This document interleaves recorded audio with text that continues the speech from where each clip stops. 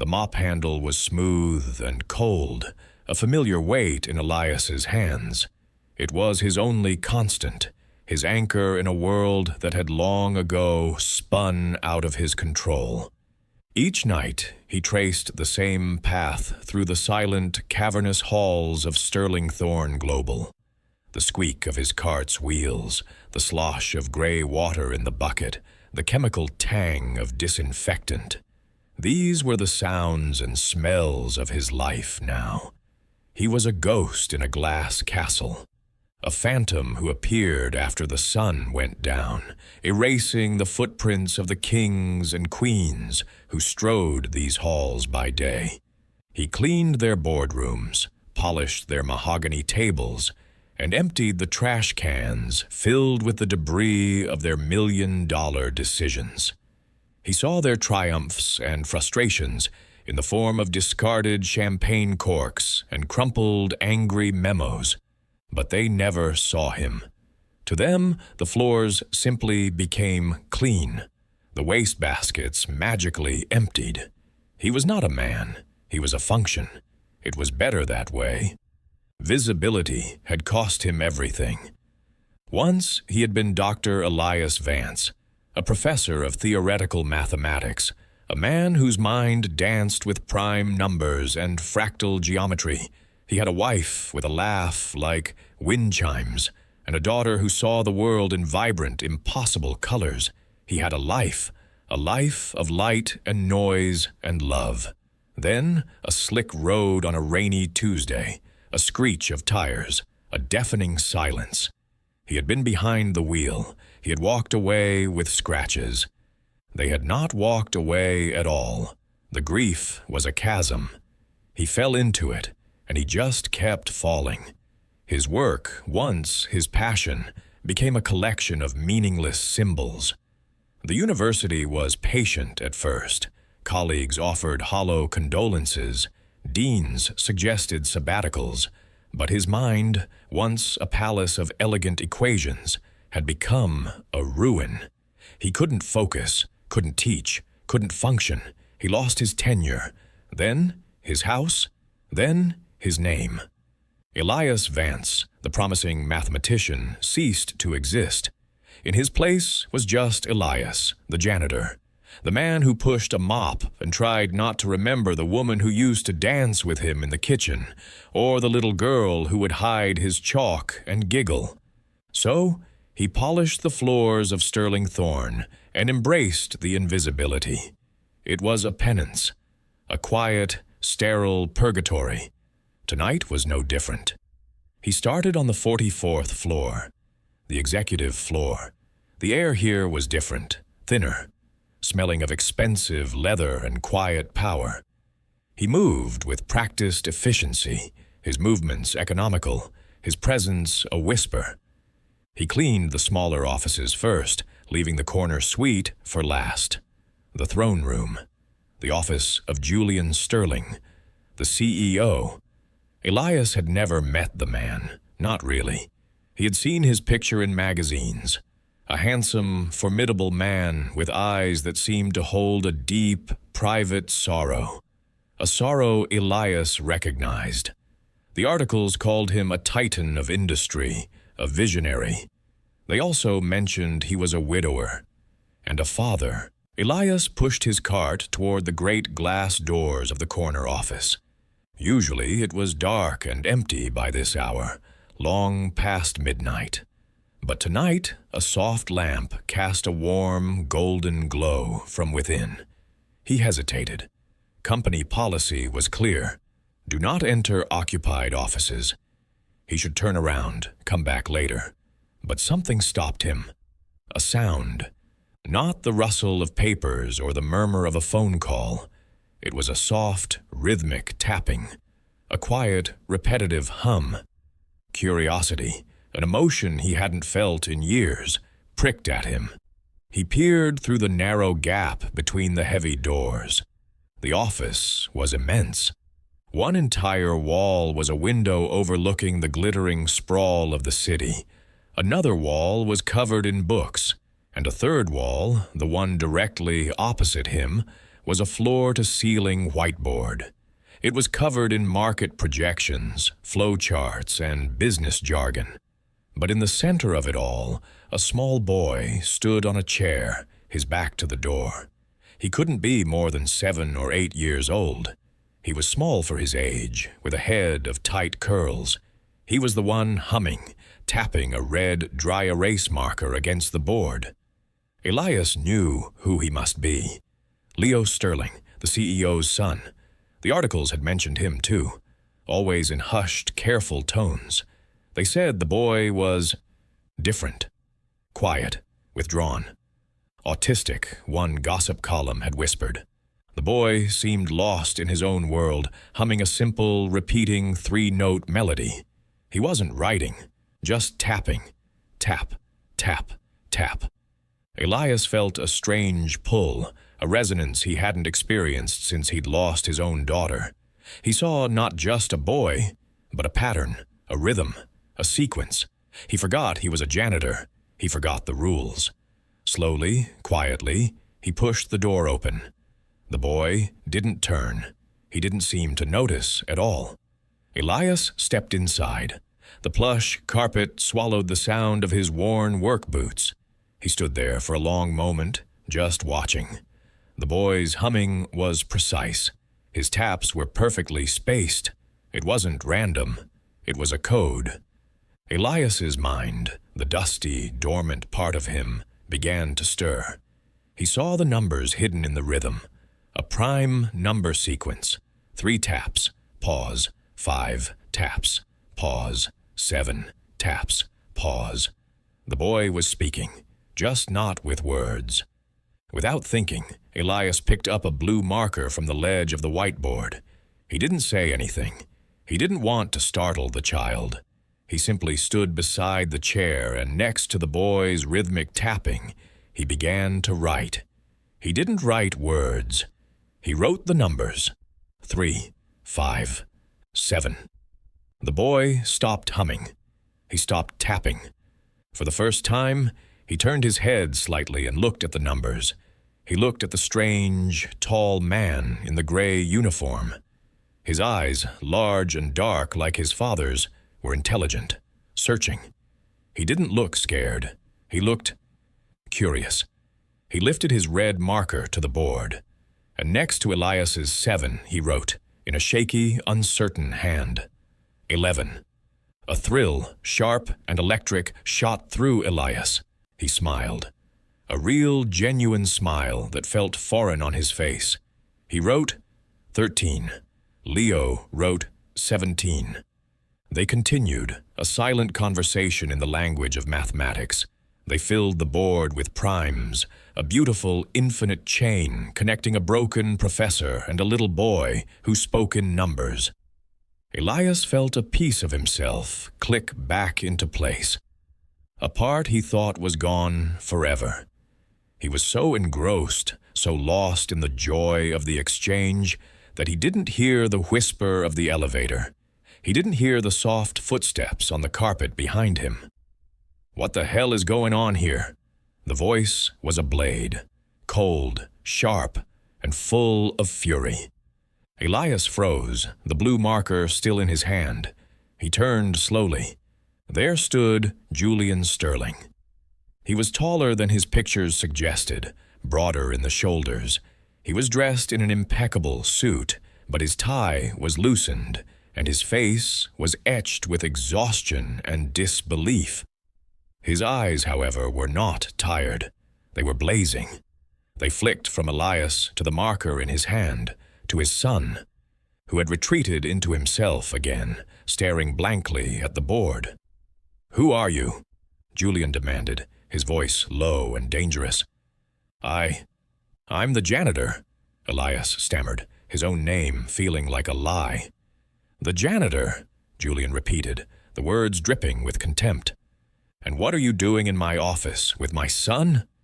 He strode forward, placing himself between Elias and Leo, a human shield.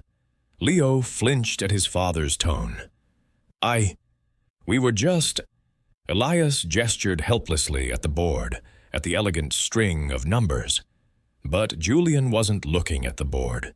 He was looking at the strange man in the janitor's uniform who had gotten within inches of his child, his vulnerable, precious child.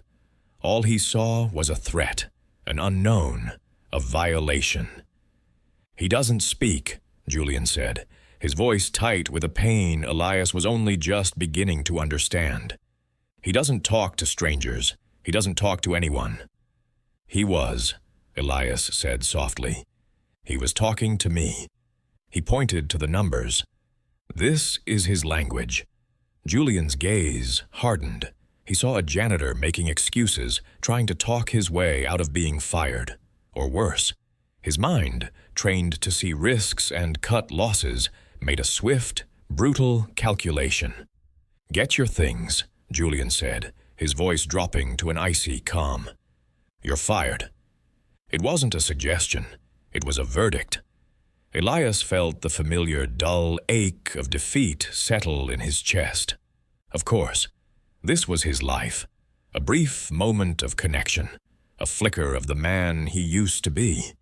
And then, the fall. He didn't argue. He didn't try to explain the beauty of what had just happened. The man wouldn't see it. He couldn't. "Yes, sir," Elias said, his voice barely a whisper. He placed the blue marker carefully back on the ledge.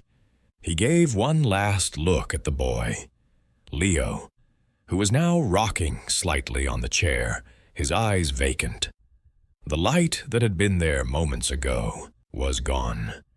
Then Elias turned and walked out of the office, past the furious CEO, his shoulders slumped under a weight far heavier than any mop bucket. He didn't look back. He just collected his cart and made his way to the service elevator, the squeak of the wheels sounding like a funeral dirge. Everything gone. Again. Julian stood, his heart hammering against his ribs, until the sound of the squeaking cart faded completely. He kept his body positioned in front of Leo, a sentinel at his post. Only when he was certain the man was gone did he allow himself to breathe. He turned to his son. "Leo, are you okay? Did he frighten you?" Leo didn't respond. He just stared at the whiteboard, his little body rigid. Julian's anger gave way to a wave of guilt. He had been in a late meeting that had run over. He'd left Leo with his executive assistant, who was supposed to watch him, but she had a family, and he'd told her to go home, that he'd only be another 20 minutes. That 20 minutes had turned into 2 hours. He had failed. He had left his son alone and vulnerable. "Come on, buddy," Julian said softly, his voice gentle now. "Let's go home." He reached for Leo to lift him off the chair, but Leo pulled away, a small, sharp motion of refusal. He pointed a small finger at the whiteboard, at the numbers. "Blue," Leo whispered. The word was a puff of air, barely audible. Julian's breath caught in his throat. Leo rarely spoke, and when he did, it was single words, a request for juice, the name of a favorite toy, never a color. "Blue?" Julian asked, confused. Leo pointed again, more insistently this time. He pointed at the last number Elias had written. The number 13, the blue 13. Then he pointed to the space beside it, the empty space where the next number in the sequence should have been. He looked at Julian, his dark eyes wide with a question his mouth could not form.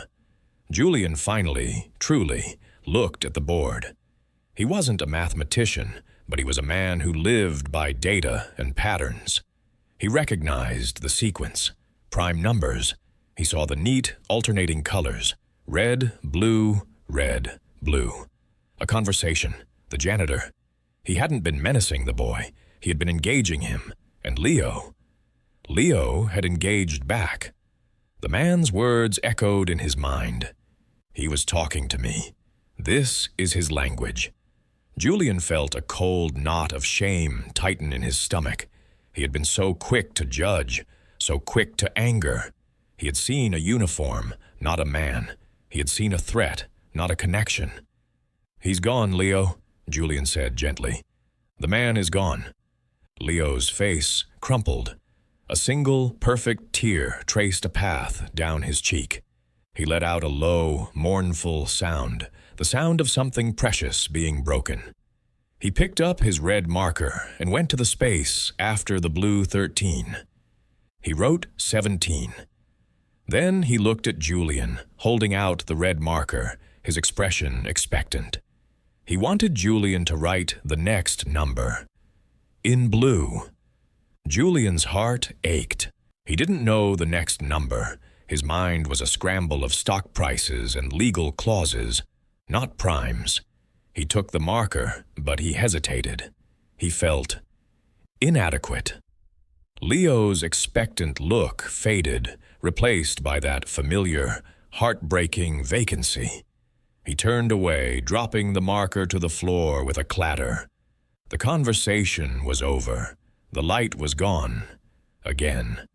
And Julian knew, with a certainty that chilled him to the bone, that he had been the one to extinguish it.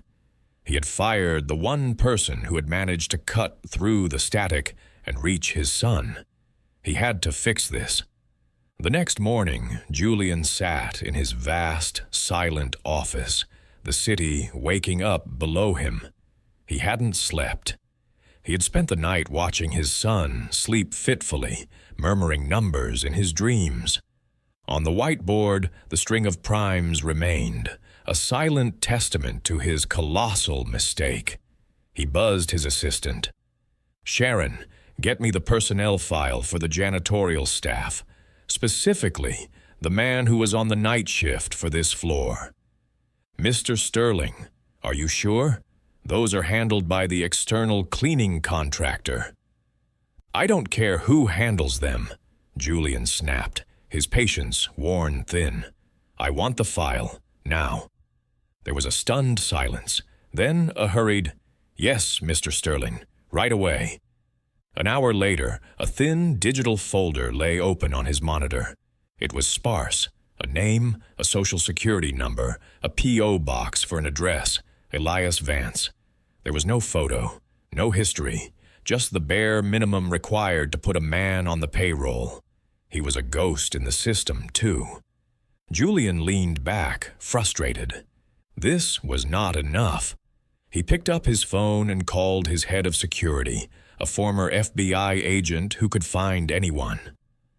"Marcus, I have a name for you, Elias Vance.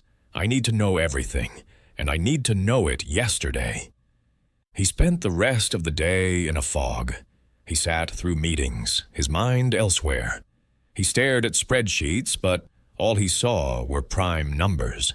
He saw his son's tear-streaked face. Late in the afternoon, the report from Marcus came in. Julian closed his office door and read. The words on the screen painted a picture so tragic, so profoundly sad, that Julian had to stop and take a breath. Dr. Elias Vance, a genius, a prodigy who had earned his doctorate at 22. Awards, publications, glowing recommendations. Then a police report, a car accident, the names of his deceased wife and daughter. Then nothing. A precipitous drop off the face of the earth. Foreclosure, debt, a series of menial jobs. Until he surfaced here, at the bottom, pushing a mop in the very building that represented the pinnacle of a world he'd lost. Julian stared out the window, his chest tight. He hadn't just fired a janitor. He had kicked a man who was already on the ground. A man who, despite everything he had lost, had found a moment of grace to share his gift with a little boy. The shame was a physical weight. The report included a current address, a run-down apartment building in a part of the city he usually only saw from his helicopter. Julian didn't hesitate. He canceled his remaining appointments, took the elevator down to his private garage, and got into his car. He drove himself. The sleek German sedan felt alien as he navigated the cracked and potholed streets of the neighborhood. He found the building. It was a grim brick monolith, its windows like vacant eyes. He found the apartment number, 3B. He stood outside the flimsy door, the smell of boiled cabbage and dampness in the air. This was a world away from his penthouse. He raised his hand to knock, then hesitated. What was he going to say? "I'm sorry I misjudged you. I'm sorry I saw a uniform and not a brilliant broken man. My son needs you." He took a deep breath and knocked. The sound was loud in the quiet hallway. For a long moment, there was no answer. He was about to knock again when he heard the shuffle of feet. A series of locks clicked open. The door opened a few inches, held by a chain. Elias Vance peered through the gap. He looked smaller here, without the high ceilings of the office to diminish him. His eyes, when they recognized Julian, widened not with anger, but with a deep, weary resignation, as if he had been expecting another blow. "Mr. Sterling," he said, his voice flat. "Elias," Julian began, the name feeling strange and formal. "Mr. Vance, may I come in?" Elias looked at him, then around the dingy hallway, then back at Julian's expensive suit. He seemed to be weighing a choice. Finally, with a sigh, he closed the door, unlatched the chain, and opened it again. "There isn't much to come into," he said, stepping back. Julian entered. The apartment was one small room, a mattress on the floor in one corner, a small table with one chair, a hot plate. But what struck Julian were the walls. They were covered from floor to ceiling in equations, written in pencil, in charcoal, in anything that would make a mark. It was a storm of numbers and symbols, chaotic but beautiful. The work of a mind that could not be contained by poverty or grief. It was breathtaking. "I read your file," Julian said, his voice softer than he intended. Elias gave a short, humorless laugh. "The janitor file, or the one that came before?" "Both." Elias nodded, turning away to stare at a particularly complex equation on the wall. "So you know?" "I know you were a professor," Julian said. "I know you're a mathematician, and I know about the accident. I'm sorry." Elias's shoulders tensed. "Don't be. Pity is a currency I can't spend." A heavy silence settled between them. "I didn't come here to pity you," Julian said finally. He stepped closer. "I came here to apologize." Elias turned to face him, his expression guarded. "I was wrong," Julian said, the words feeling inadequate. "Last night, I was wrong. I was scared. When I see my son with a stranger, I don't think. I just react." He paused, struggling to find the right words. "My wife, Amelia. She died 3 years ago. It was sudden. An aneurysm. One minute she was reading Leo a story, the next." His voice broke. He cleared his throat, mastering himself. Leo was there. He saw it, and he just stopped. He stopped talking. He retreated into this place I can't reach. The doctors call it autism, but it's more. It's grief. It's a fortress he built to protect himself. Julian looked at the numbers on the wall, then back at Elias. "I have all the money in the world. I've hired the best therapists, the best doctors, the best teachers, and none of them, not one, has ever gotten the reaction from him that you did."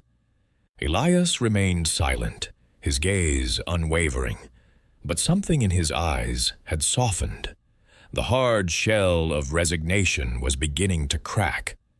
"He cried when you left," Julian admitted, the confession costing him a piece of his pride. "He wanted you to continue the pattern. He asked for blue." A flicker of something. Surprise? Pain? Crossed Elias's face.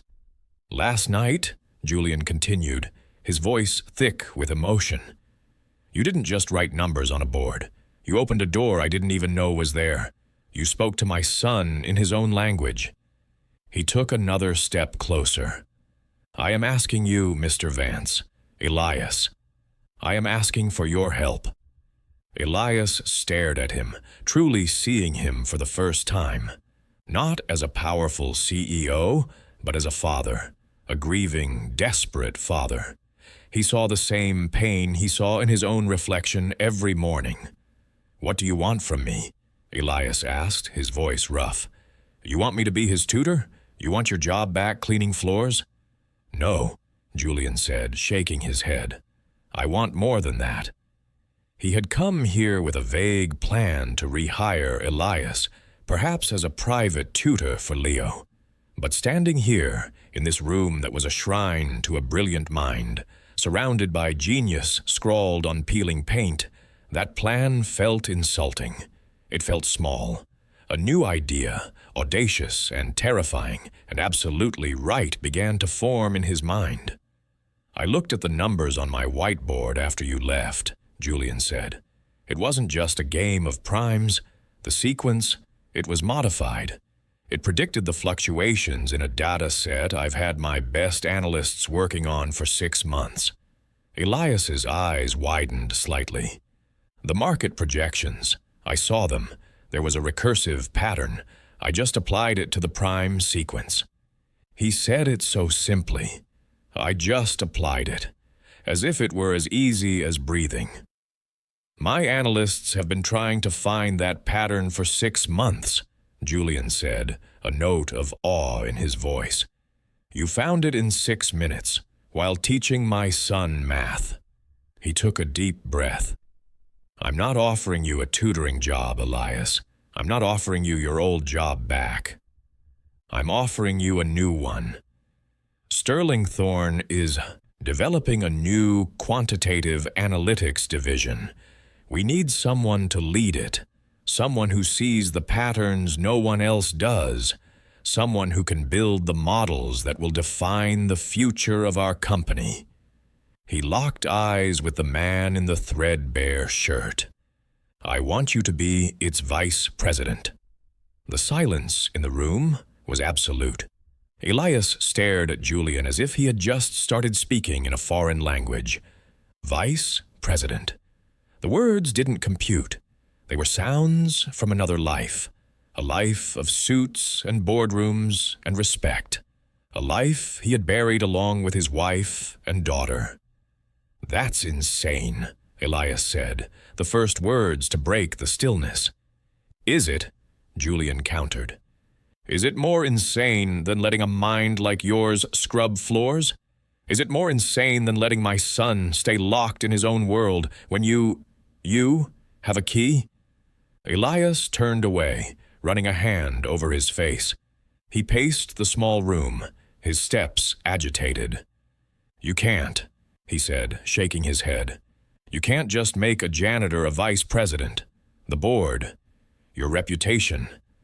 They'll think you've lost your mind. Let them, Julian said, his voice firm, resolute. My company is built on finding undervalued assets, and I have never in my entire career found one more undervalued than you. I can't, Elias whispered, his back to Julian. I'll fail. I'll disappoint you. I'll disappoint the boy. The fear was a cold hand gripping his heart, the fear of having something to lose again. I am not the man I was, he said, his voice cracking. That man died in the rain. Julian saw the terror in him. It was the terror of hope. He knew he had to push. Maybe, Julian said softly, or maybe he's just been waiting, hiding in the numbers. He gestured to the wall. This isn't a tomb, Elias. It's a laboratory. You never stopped. You just lost your audience. I'm giving you an audience again. I'm giving you a whiteboard. And my son, he's waiting for the next number in the sequence. Julian's words hung in the air, a lifeline thrown across a chasm of grief and fear. Elias stopped pacing. He stood perfectly still, his gaze fixed on a faded photograph taped to the wall. A woman with a bright smile, a little girl with missing front teeth on her lap. He had promised himself he would never risk that kind of pain again. He would stay in the shadows. He would be invisible. Safe. But then he thought of Leo, of the light in the boy's eyes when he'd understood the pattern, the silent, perfect communion they had shared. It was the first time he had felt truly alive in years. He slowly turned back to Julian. The weary resignation was gone from his eyes. In its place was a tiny, fragile spark, the spark of a man considering the impossible. "What's the next prime after 17?" Elias asked, his voice quiet. Julian smiled, a tired, relieved, hopeful smile.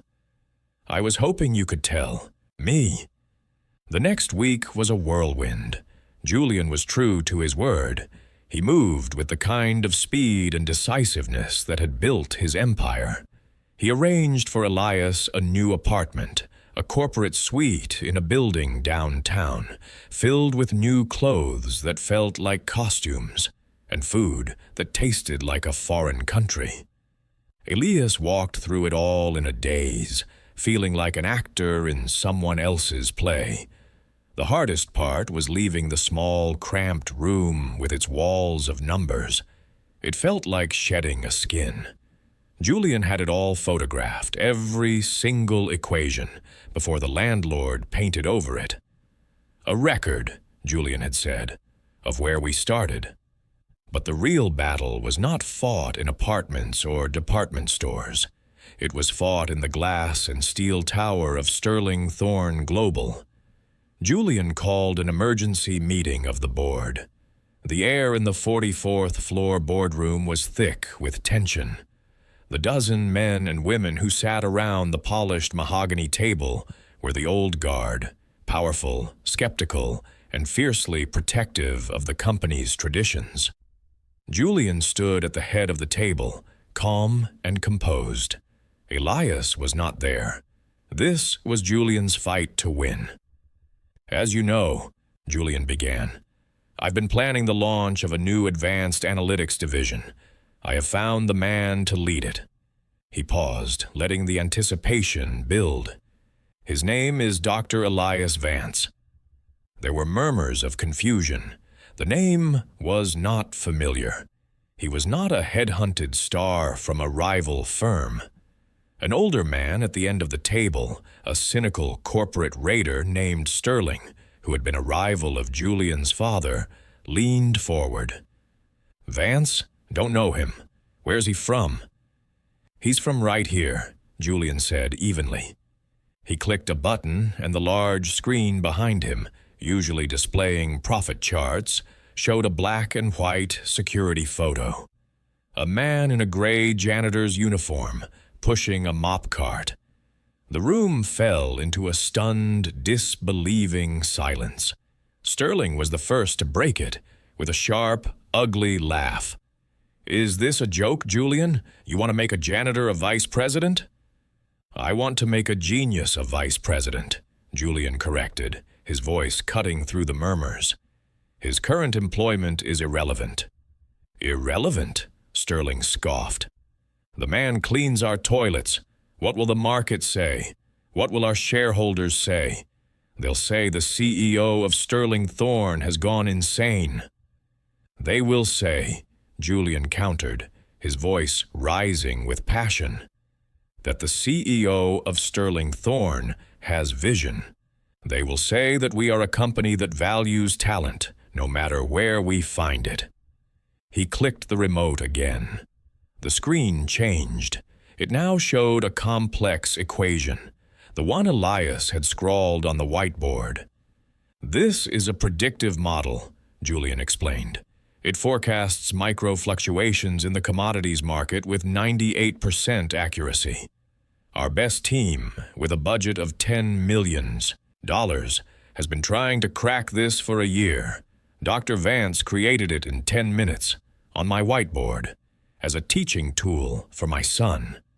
The room was silent again, but this time it was a silence of grudging respect. "He's a ghost, Julian," another board member argued more gently. "I did my own digging. The man had a breakdown. He's been off the grid for years. He's a risk, a huge one."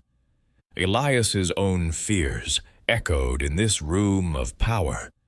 "He is a man who has suffered an unimaginable loss," Julian said, his voice softening. "A loss that would have broken any one of us. And yet, his mind continued to work, continued to create.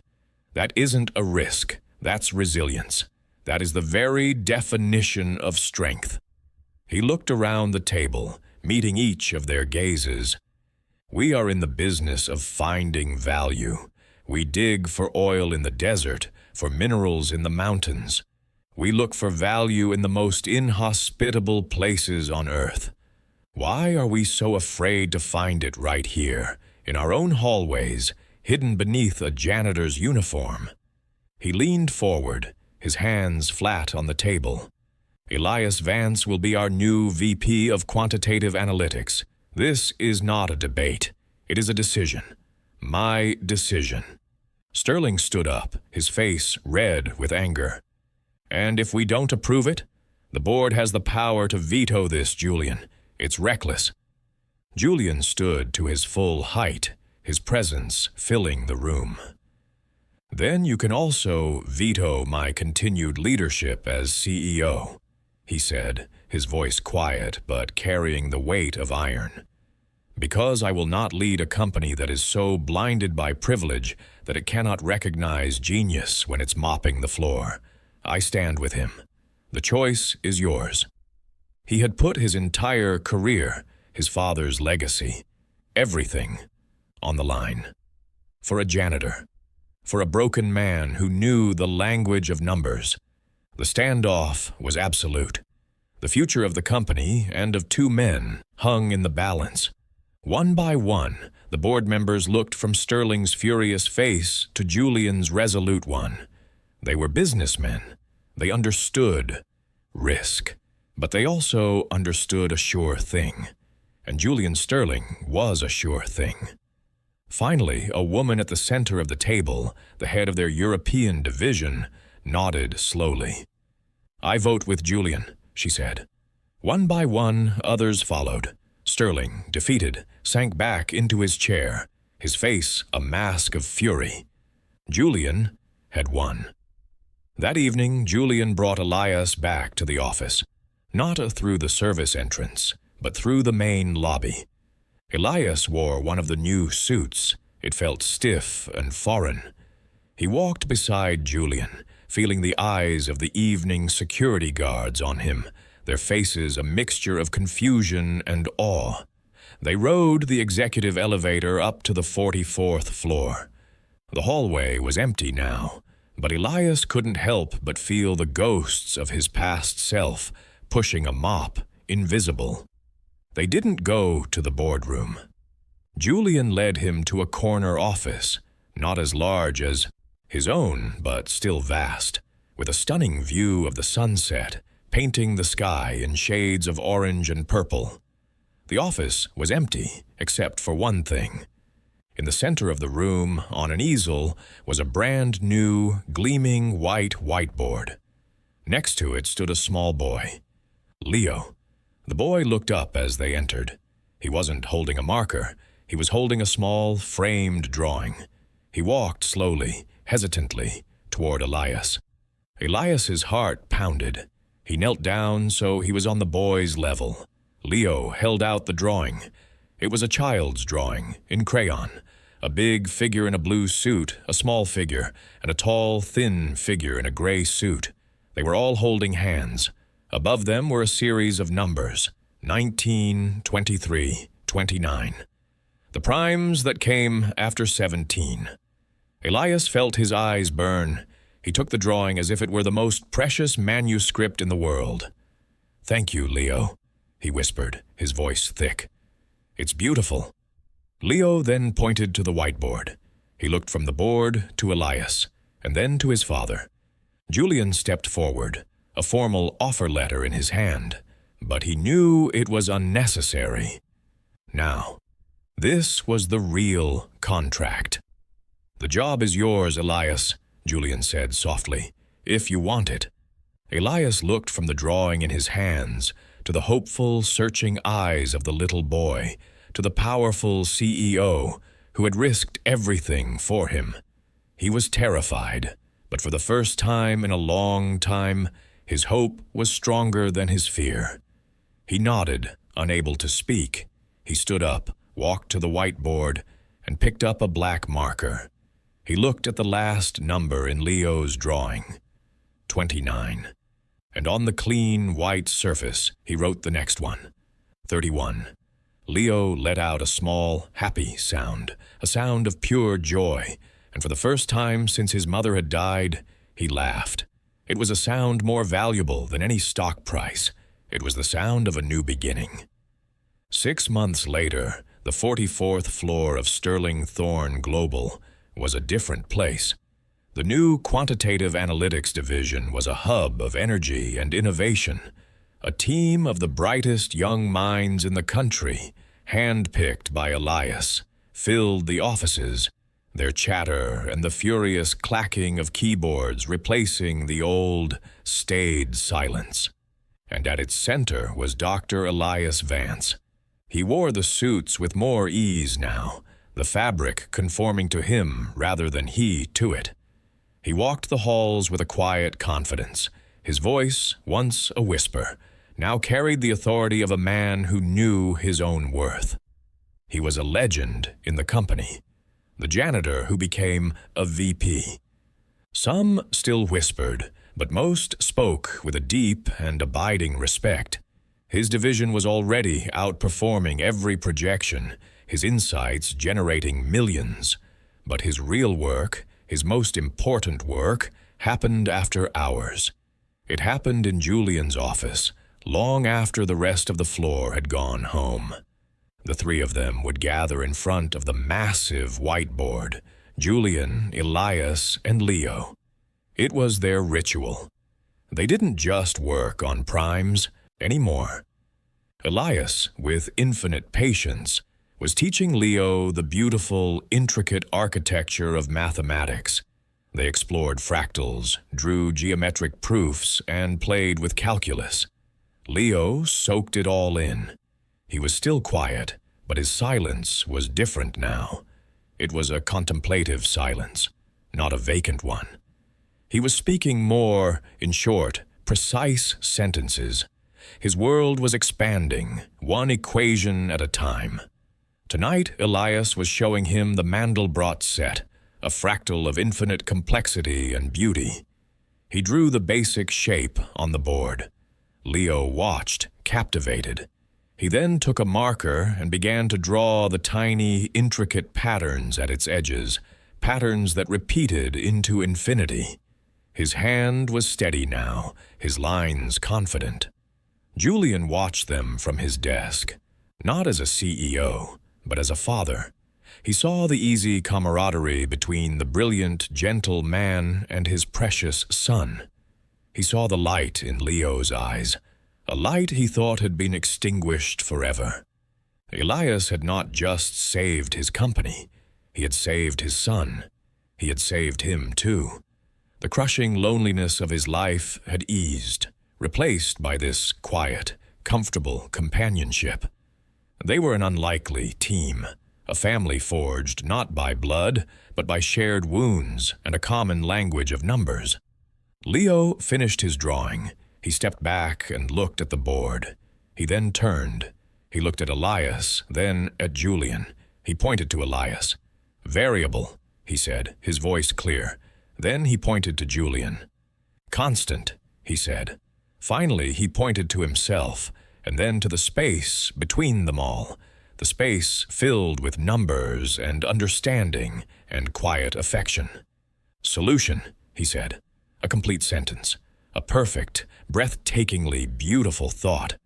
Elias's breath hitched. Julian felt tears spring to his eyes. Elias looked at Julian, a smile of pure, unadulterated joy spreading across his face. Julian smiled back, a smile of profound gratitude. In that moment, they were not CEO and vice president. They were just two fathers witnessing a miracle. Elias had once been a ghost, lost in the shadows. He had been defined by his loss, buried in his grief.